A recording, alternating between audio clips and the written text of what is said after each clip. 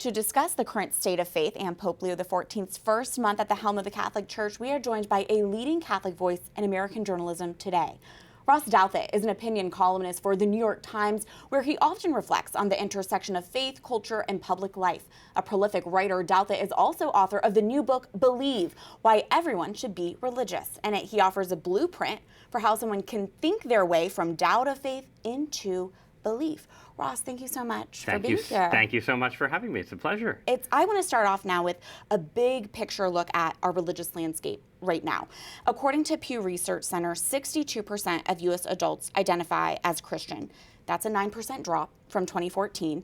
And meanwhile, 29% of U.S. adults are not affiliated with any religion today, a 6% increase from 2014, though it does seem the decline of Christianity has somewhat plateaued in recent years. But tell us about why you think we're seeing these trends, and what do you hope your book addresses in this moment? I think what you already mentioned it, right, that we are in this kind of interesting plateau after a long period of institutional religious decline and secularization. So if you go back to the turn of the 21st century, the year 2000, and run the clock forward, you get like 15 or 20 years where year in, year out, the number of people identifying as Christian declines, the number of people going to church, going to Mass declines. And then around the time of the pandemic or thereafter, it was like it hit a kind of limit. And for the last 4 or 5 years, you've had a certain kind of stabilization. And what I like to say to people is, it's not that America is having a religious revival, it's more that we're considering whether to have a religious revival. So you have a surge of interest in religion, and some of that shows up in traditional faith, some of it shows up in anything from UFOs to psychedelics, but it's a very unsettled but curious landscape. And the book I wrote is trying to work into that landscape, to basically say to a lot of people who were raised without religion, like we're not dealing with lapsed Catholics anymore, right? I mean, we are, but we're dealing with a generation, many of whom have come of age with no connection to institutional faith at all. They're interested, they're curious, but it's like, well, what is this religion thing anyway, right? Well, and I want to bring in some of that data that you hit on. There is this, yes, that trend and plateau of religiously unaffiliated, but many U.S. dioceses this year saw an increase in the number of converts. If you look at the Diocese of Cleveland, about a 50% growth in converts from last year. Yep. Diocese of Winona, Rochester, Minnesota, up 67%. Diocese of San Angelo in Texas, up about 56%. That's just to name a few. So you don't think there's necessarily a revival going on per se, but what do you think this speaks to? Well, and you have numbers like that actually in Western Europe as well. France has seen record numbers of adult baptisms. The United Kingdom, there's been data suggesting that Generation Z, the youngest generation, is more likely to be church-going than Generation X or the millennial generation at this point. But yeah, I think it speaks to that renewed interest and that sense, I think above all, that certain promises were made about what a more secular world was supposed to look like. If you go back to the early 2000s and the heyday of the new atheists, figures like Richard Dawkins and so on, there was a sense that, well, of course, once we, get rid of these hidebound Bronze Age superstitions, everyone will get along better, politics will be less polarized, science will be held in higher esteem, and sociologically people will be happier. Kids won't be afraid of going to hell, things like that. And obviously, none of that has happened, right? The country is more divided, more polarized, and there's just more, frankly, existential angst that people have, again, not surprisingly, in the absence of a supernatural horizon. So you have a lot of people, some of whom are coming into the church, others who are sort of exploring around the edges, who are reacting to that environment. Many people are hoping that Pope Leo, being a U.S.-born pope, will himself bring a bit of a revival of Catholicism in the U.S. What do you think about that? Well, I'm from New Haven, Connecticut, where we have the body of Blessed Michael McGivney, right, the founder of the Knights of Columbus, right? So there's a hope fervently expressed by my parish priests after the new Pope's election that there would be a canonization of Michael McGivney and, the Pope would come to New Haven, Connecticut. So I have to say, if he comes to New Haven, an American revival is assured. Well, that's maybe the Holy Father is listening to Maybe this right now. Maybe he is. Ross, the day after Pope Leo was elected, you wrote in the New York Times about the cultural state that we're in right now, the church that he has inherited. And you wrote in part, this is a much weirder landscape than the one in which liberal and conservative Catholics clash over contraception or gay marriage. And it's likely to get weirder still as we move deeper into a digital and virtual and artificial intelligence mediated existence. Can you expand on that? What is this weird landscape that Pope Leo now has to navigate? Well, he's already said, right, that, one reason he took the name Leo was because Leo XIII, the last pope with that name, was pope at a time of huge industrial and technological transformation and sort of offered a distinctively Catholic witness for that age. And the Holy Father has said, we're in a similar moment potentially with artificial intelligence and digital life. And the Church has to figure out what it wants to say about those set of issues. So it's not that the older culture war issues have gone away. It's not that, abortion doesn't matter or anything like that. Mm-hmm. But there is this landscape that people live in, online, disconnected or connected in new ways, right? That is, I think, clearly perilous to the soul in various ways, that has deep effects on family and marriage and community, where you're trying to figure out how to raise kids in this environment. And there are fundamental questions of morality and spirituality that are bound up in how you relate to your phone. And I think it is really important for the Church to figure out what to say about it. Like right now, there's no bigger obstacle to people having kids and having families, some people think, than digital life, right? So it's not, Humana Vitae in the 60s is writing about contraception as an impediment to Christian marriage. I'm not saying we're getting an encyclical about the iPhone as an impediment to Christian marriage, but like that is the kind of weird, that's one weird zone. The other weird zone is that there's just more interest in the supernatural. And again, this sort of is operating outside often of traditional religious paradigms. It's people into UFOs. It's people into all kinds of do-it-yourself spirituality. And there, too, the Church is kind of used to talking to a secular audience and saying, come on, God really exists and so on. Now it's often talking to people who are like, I believe in a spirit world, people who have sort of repaganized in some ways without returning to Christianity. And that is itself a different challenge. Pope Leo is the first pope who personally had social media, so he probably has some insight into these conversations that are happening. It's been 12 years already since the release of your widely acclaimed book, Bad Religion: How We Became a Nation of Heretics. You wrote in 2013 about how Christianity in the U.S. had been taken over not so much by atheism, but by heresy. Ross, is that still the case today? What's changed here in the U.S. in the past 12 years? I think a lot of that landscape still exists, right? So I was writing a lot about certain forms of prosperity gospel theology, sort of self-help spirituality that are kind of Christian-ish, have sort of Christian elements, but end up being idolatrous in various ways. Idolatrous towards money and materialism, idolatrous towards the imperial self. And look, I think you can look around American culture and say all of that is still around. I do think, though, that there has been a shift where, as Christianity institutionally has declined, and it has since then, you really do have a bit more, frankly, post-Christian spirituality. So if I was writing the book now, I wouldn't just be talking about heresy, right? I would be talking about forms of religion that just aren't Christian anymore, and that are sort of, or people, a different way to put it is that there are a lot of people seeking higher powers that are maybe different powers from the God of the Old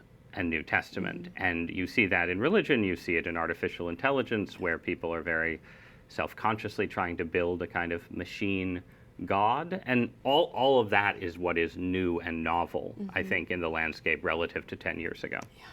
You were in Rome recently for the inaugural Mass of Pope Leo XIV. As we mark the first month of his pontificate, what have been your first impressions of Pope Leo so far? I mean, first of all, just to get elected Pope without having anyone outside the world of intense Catholic media, and even some people within that world, have any kind of clear and definite impression of him, suggests a really interesting kind of dark horse sort of figure who's very good at making different groups of people feel heard and understood, and very good, hopefully, at promoting a certain kind of unity, which was the watchword of his words in, at the initial Mass and elsewhere. Obviously there were a lot of conservative and traditionalist Catholics who were frustrated or anxious at various moments in the era of Pope Francis. And I think one of the lessons of the reaction to Pope Leo from people in those camps, when, he hasn't really done all that much, right? It's been 1 month. But there's so far this sense of just sort of relief at a feeling of kind of stability and normalcy in the papal office, which tells you that, in fact, the Pope does not have to, assume the chair of St. Peter and immediately anathematize, an entire flank of the Catholic Church in order for conservative Catholics to feel just a little more relaxed. And I think that's the sense that I see, a sense of greater relaxation among conservatives without, I should say, more liberal Catholics having anything to be particularly freaked out about or anxious about. Now, all of that will change as actual dilemmas and controversies present themselves. But so far, I think he's been a tremendously unifying figure. And it helps that he's an American. I mean, one of the interesting, behind-the-scenes claims about the conclave, and of course we can't know any of this for sure, but one of the claims is that the American cardinals ended up sort of uniting behind the new Pope. Now, the American cardinals, as you know, do not agree about very much, right? It is we think of them as sort of a polarized group divided between more liberal and more conservative figures. So just that unity behind an American candidate is really striking. And I want to stay on this theme of unity. I mean, his Episcopal motto, Pope Leo's, is "In the one Christ we are one." So in your opinion, what should Pope Leo prioritize early on if he does, in fact, want to bring about unity and healing in our divided church? I mean, I think that, when Pope Francis, before his election, right, gave remarks, right, that were often quoted, and they were about the idea that the church can't just sort of be turned in on itself, right? It has to go outward.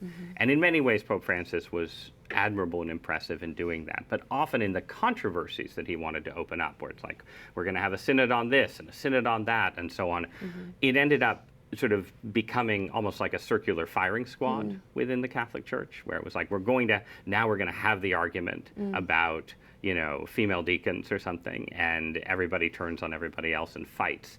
And I think avoiding that, avoiding sort of reopening arguments and reopening wounds and looking for places, and again, we were talking about changing landscape of digital life, artificial intelligence, things that people are anxious and concerned about, figuring out what the church says outward to the world that almost all Catholics can agree upon and bear witness to. I think that's the optimal goal for a kind of initial agenda for a new pontificate. It's been 4 years now since Pope Francis released his papal document, Traditionis Custodes, which imposed severe restrictions on the celebration of the Mass in Latin. Some might argue that these restrictions, which were intended for unity, in fact brought about greater division. What action do you think Pope Leo... Some would argue that, yes. And you might argue that as well. What action does Pope Leo need to take, in your opinion, on Traditionis Custodes, and how much should he prioritize this early on? I think that there is an argument that because, in fact, that document was not received in the same way in every diocese, that there were lots and lots of bishops and archbishops who thought that it would lead to more division if they cracked down on the Latin Mass in various ways, that means that in a sense, the Pope could just sort of leave things alone a bit and basically say, all right, we issued this document, or my predecessor issued this document, but really it's up to the local church, and Rome is just not going to put pressure on people to enforce it, which seemed to be quite often what was happening. Now, of course, you then have cases like we've just seen in Charlotte, North Carolina, where you would still have specific bishops and specific local churchmen who decide that no, they're going to use the document as a reason to crack down. And that is where I think a sort of hands-off policy doesn't work. In the end, the Pope has to decide, if he's going to place a few phone calls. I don't think, I would not expect to see a formal rollback of the document. I think the more likely expectation is a kind of hands-off approach with some targeted moves to tell bishops that, in fact, the Vatican is not enthused about further crackdowns. Yeah, that would be my guess, but I'm just speculating. How do you anticipate Pope Leo, and we've hit on this already, being the first U.S.-born pope? How do you anticipate that might affect U.S.-Vatican relations? I mean, I think in part it just depends on what happens in U.S. politics, right? I mean, we have two different political parties that each have areas of tension with the Vatican. I would expect, under Donald Trump, there would continue to be tension between the Vatican's view and Washington's view on some issues related to migration. Obviously, if you get a Democratic president, the old issues, abortion and others, become more important. I think the more important question is what it says, what the American model of Catholicism means for the world, right? Because we've lived through a long era in the 19th and early 20th century where American Catholicism was seen by a lot of Catholics elsewhere as this kind of outlier, where the normal thing is for Catholicism to be kind of a semi-established, deeply culturally rooted church, and the American church, well, they're out there sort of making things up as they go along in a pluralist society. But in fact, in the 21st century, everyone's living in a pluralist society. Everywhere is basically American in that sense, even cultures that have these, ancient roots in Catholicism. And I think to be optimistic, you would say that, look, we've elected an American pope for a time when, if the church is going to flourish in France or Germany or South Korea or the Philippines or Africa or anywhere else, the way it's flourished in America is deeply relevant. We're not going back to a world where, you just have the Polish Catholic, you're Polish and you're Catholic, you're Croatian and you're Catholic. That world is gone. And the American model of sort of Catholic witness under pluralist conditions is here to stay. And now we have a pope forged by that reality. Well, related to that, the day after Pope Leo's inaugural Mass, you sat down with U.S. Vice President J.D. Vance in Rome for your podcast, Interesting Times.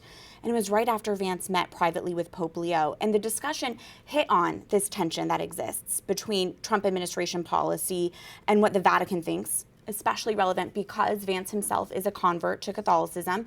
And I want to play just part of your exchange with Vance for our viewers. I'm not going to pretend that I haven't struggled with some of this, that I haven't thought about whether, we're doing the precisely right thing. So it's a fair point, and I know that you think you've got me trapped here. I don't think I have you. No, I'm not. All right, let me be perfectly honest. I'm not interested in having you trapped here. We're having a conversation in Rome as a journalist and a vice president, but also as two Catholics, right? I'm interested. Giving you Ross, trust me. I think it's, to be clear, I think it's a totally fair question. I'm interested in what politics does to your soul. It's always painful to watch your own interviews, slightly, but I feel that every week. But Ross, based on your interview with Vice President Vance, what did you make of how Vance sees his role as a Catholic U.S. Vice President who has to be mindful of the Vatican's opinions?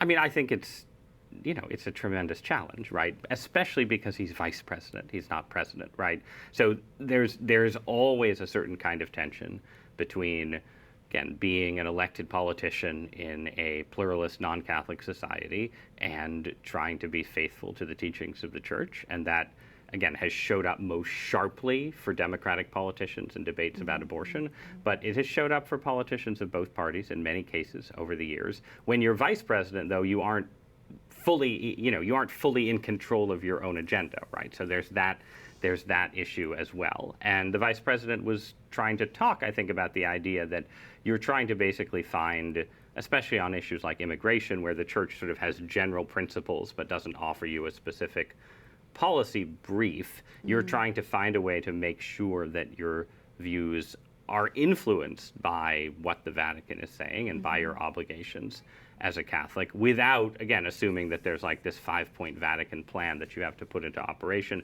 But look, I think I was pressing him because I think there is some real tensions here, especially in things the Trump administration has done in terms of sending people to the somewhat famous prison in El Salvador and so on, where I think a Vatican critique of the White House would carry some weight, and the vice president, in this weird dual role, has to wrestle with that.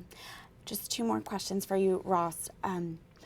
Ross, I think there are some Catholics who they look askance to converts to the faith, as if their opinions are not yet well formed enough to contribute to the greater Catholic conversation. Our vice president is a convert. You are a convert, which you detail more about in your book, Believe.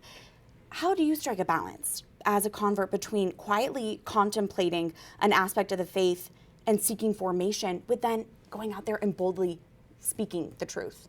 Yeah, I mean, I think, look, some of the hostility to converts is just a matter of the fact that in this moment, a lot of vocal converts have tended to be more politically conservative, and so it's ended up being the sort of part of the weird liberal conservative divide, right, where complaining about converts talking or too soon or speaking out of turn is a way to sort of complain about a conservative tendency or trend in the church without saying that exactly. At the same time, obviously, you have cases where people become Catholic, and 6 months later, they've discovered in a 13th century text that in fact, the entire Western world owes total political obedience to the Pope, and good news, everyone, you're all in a state of heresy and mortal sin. I, the convert, have discovered it. So there has to be some kind of balance. Look, and I don't think anybody strikes it perfectly. I became a Catholic as a teenager because my family did. So I think of myself as being in the unusual position of being neither a cradle Catholic nor a true adult convert, but maybe a bridge sometimes between the two categories. But we have, I think, what's definitely true is that the pluralism of the world, the fact that the church exists in a highly competitive and fractured religious landscape, inevitably spills over into the internal life of the church. And you have arguments among Catholics at a pitch, including arguments that implicate the Holy Father himself. I've made some of these arguments myself in the past, maybe sometimes unwisely, right? That, that are different from the kind of arguments that Catholics were having in the Catholic culture of 1957 or so. And there's real temptation in that to sort of go too far and end up, sort of failing at charity in profound ways. And just when I think about my own writing on the church, I sort of move back and forth between periods of intense engagement, and then I'm like, all right, this has gone a little bit too far, and maybe it's bad for my spiritual life, and I sort of pull back. And but you're always trying to find that balance, because the church, a divided church, is worth fighting over, right? You have to be willing to have fights and not just pretend to unity like we're all in the Communist Party in 1937 and we're getting handed a line that we all have to obey. It doesn't work quite like that. Catholicism is always somewhat contested, but I'm not giving you a full answer. I'm just saying you're always trying to find the right balance between sort of submitting your will and intellect and using your will and intellect in zones where things are uncertain and contested. It's a good reminder for us all. And finally, Ross, here we are marking the first month of Pope Leo's pontificate. So if you had to look so far, what are the 3 words you would use to describe Pope Leo XIV? I would describe him as, so far, unifying, charming, and I'm going to append a adjective, so it'll be 4 words, but mildly inscrutable, which I think has been sort of part of the reason he was elected Pope in the first place. There is still a hint of mystery to who the Pope definitively is and what he definitively thinks. And there may be a long period of time where that mystery gradually unfolds in the life of the Church. Well, we're grateful for your voice along the way. Ross Douthat, author of Believe, Why Everyone Should Be Religious. Everyone. Everyone. Thank you. Thank you.